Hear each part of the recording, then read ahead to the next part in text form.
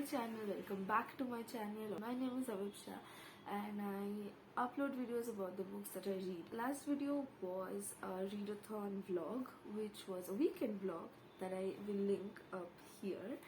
And this time I wanted to do a weekend vlog, but what happened was that I was not in a good headspace, so I did not film anything at all. And I didn't read either. I did finish reading Beowulf Hidden Lands, but that was like 10-15 pages left. But I will talk about that soon. Before that, I'll just quickly introduce this video. Yes, I am wearing another Batman t-shirt if you're wondering. My family is not in a Batman cult. We just have these because they are black. And these are my sisters, by the way. I'm borrowing her stuff because I don't have clothes of my own apparently. This is going to be a day in my life or 2 days in my life. This is already May 30th and I will attempt to finish reading Concerning My Daughter by Kim Hae-jin. I picked that book for the prompt, a book about an older and or a woman character, and it fits both because the protagonist, or rather the person from whose perspective we are looking at the story, is a middle-aged woman. She's the mother of this person who is gay, and she's trying to come to terms with her daughter's sexuality, lifestyle choices. Her daughter is also a professor at a university where they are sacking people who are queer, which makes everything even more difficult. I'll save my thoughts for later. Anyway, on to this. It didn't change my life, but it was a good read. It was a fun piece of literature that I enjoyed reading.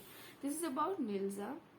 She is 18 years old, and as it happens to the best of us, shit went down in her life as soon as she turned 18. Her mother went missing. Strange men came and took her to a mysterious place where she finds out that she is the princess consort of this dude who is the prince, his royal wilderness himself, who is also part-time beast. He transforms into a beast on new moon, so he's like a reverse werewolf. And then stuff happens. Bad things happen, good things happen. She meets people she befriends, she meets people she despises. Just a pure, simple young adult fantasy. I have made notes. Obviously you can't see because the story is a retelling of Beauty and the Beast, but it is lightly based off of this Himalayan folklore of the Minkyun, which is a guardian spirit, I think. I don't know if the myth is actual Himalayan mythology or if that's the author's creation. It is good to have the story, modern day story, punctuated by the myth because it makes the understanding better.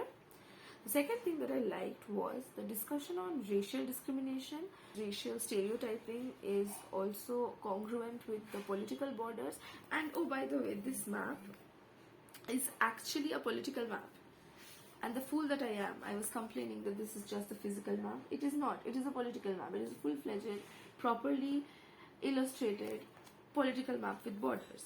And the thing is that these places are inhabited by people who are different from each other, especially the Gatsu. They are these beautiful, blue-haired, especially talented, taller, stronger, sharper race of people, but they're discriminated against because they are not like other races. They're not like the other people. They're not one-dimensional. So, yes. But I like the fact that they went into it. And the other thing, there was this discussion between the Beast Prince and his brother about choices.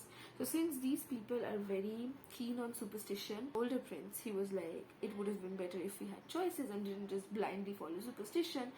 But then Mr. Beast himself, he said that, well, what about me? I had no choices to begin with because I was born like this. So that just made me think of the fact that just because he is a royal and because he is born with opportunities, born with social capital, economic capital, that castle is rich AF. So that is why he can live the life that he lives. But anyone else who would be born different would not get the same opportunities. And I think subtly but surely the book makes these points, and I like that. Yes. I'm already uncertain. Fucking Sasha. We know. We fucking know. It's been a minute. Maximum 2. And you're stressed. I'm already stressed. One piece of quesadilla left. Rewatching Reply like it's nobody's business. Amazing series. It's so wholesome. I love them so much.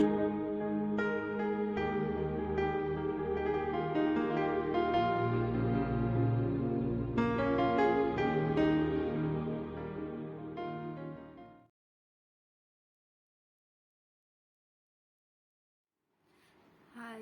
The update is that I sat on my glasses and now they're lopsided. Like, can you see? That happened. Almost finished reading Concerning My Daughter. Last 4-5 pages left, which gives me the confidence to introduce a new book to this readathon beyond the TBR that I had already planned. And that book is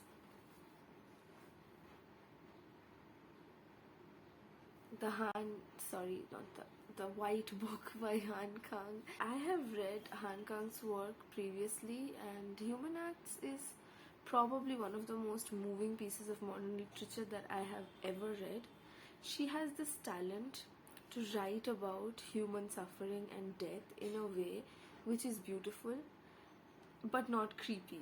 Like, there are these pieces of writing where they describe corpses or death or dying, and it's like beautiful but it's creepy, and you're like, am I okay for liking this? But Human Acts is not like that. It's about political uprising, casualties, and it has a beauty to it which does not discredit the sufferings of the people, which does not take away from the seriousness of the issue, and that was the beauty of her writing. This is a personal memoir about mourning, rebirth, tenacity of the human spirit, and I'm excited, and I'm also quite sure that I'll be able to finish this before the readathon ends because it's very short. It also has like pictures which will see. Yes, so I think that this was a good choice. So yes, that was the update. See you soon.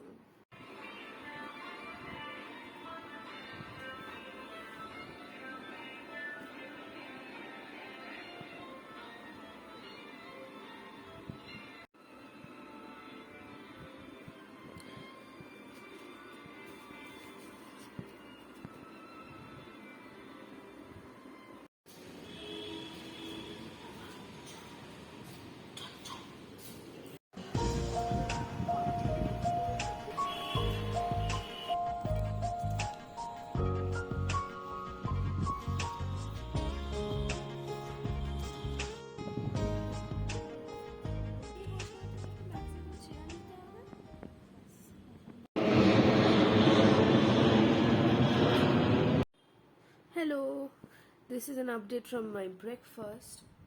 Don't miss my face because you can see idlis.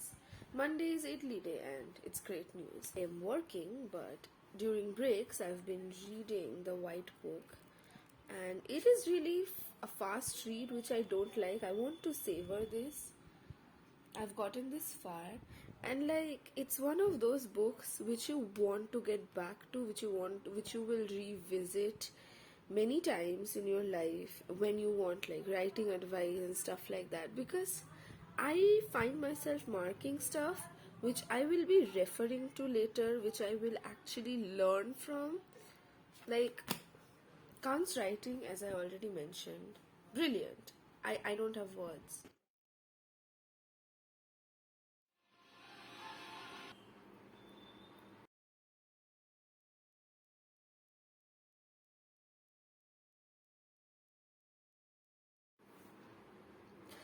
So, Han Kang just wrote about her mother giving birth to her stillborn sister all alone. And I don't think I've read anything so physically upsetting in a very long time. Just wanted to update you on that. Do with that what you will.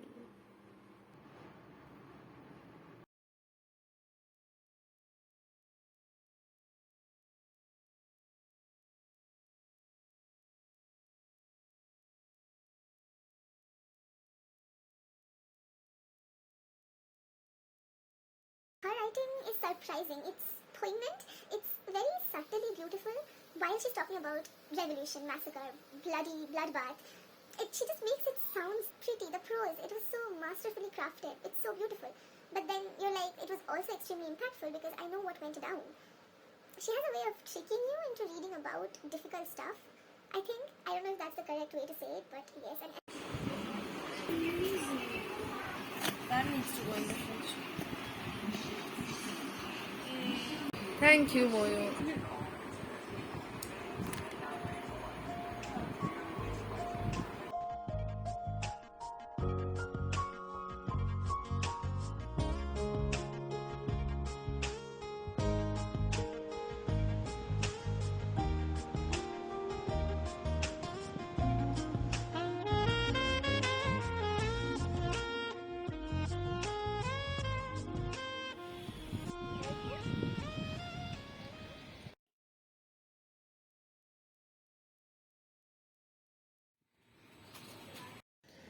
Hi, this is my final update on the Asian Readathon, and I'm on my roof, so be prepared for an abrupt ending as soon as someone perceives me. I'm very close to the camera, but just deal with it.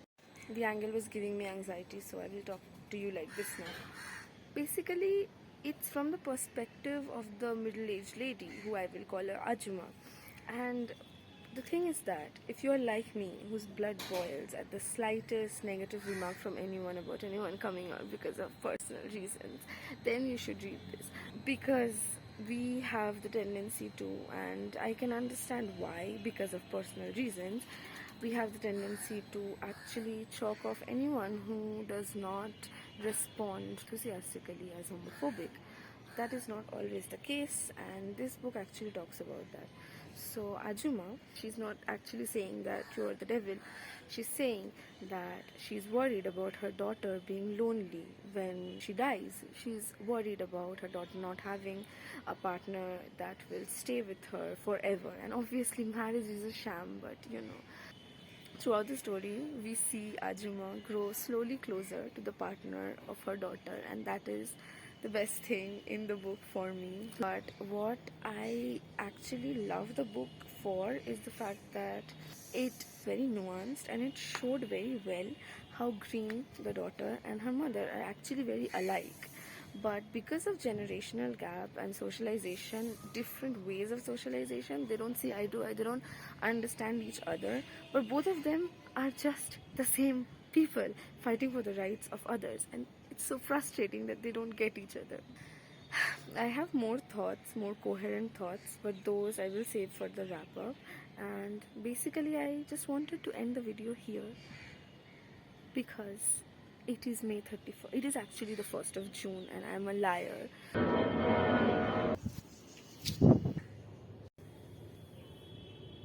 I forgot to say thank you.